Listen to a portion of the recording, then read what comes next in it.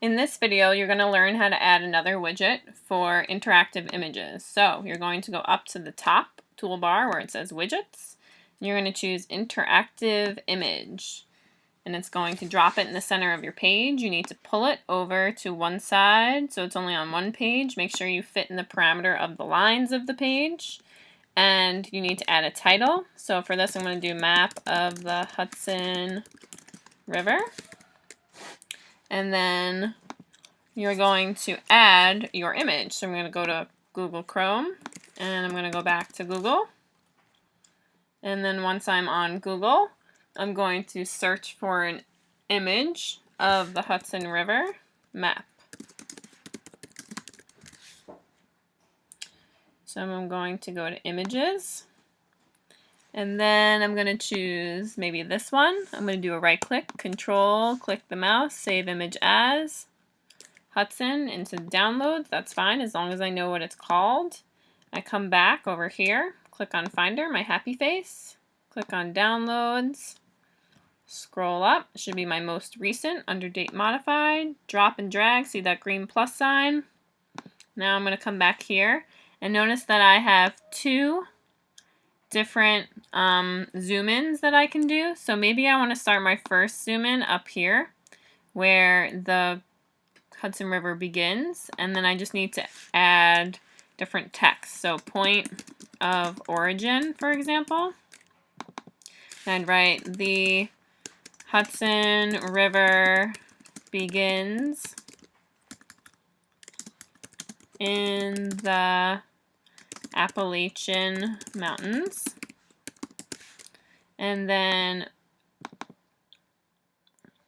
I can move my image over here and I can move where I want this to tag. Maybe I'll move it down more so that I can see where it lets out into the Atlantic Ocean. So I'd say point of ending, and I would write the Hudson River ends at the Atlantic Ocean. Okay, so now I'd want to, if I wanted to add another zoom, I would hit this plus sign and I can change this over here and I can move where I want this to be. Maybe I want to also point out that capital of New York, and I would write Albany is the capital of New York State. Okay?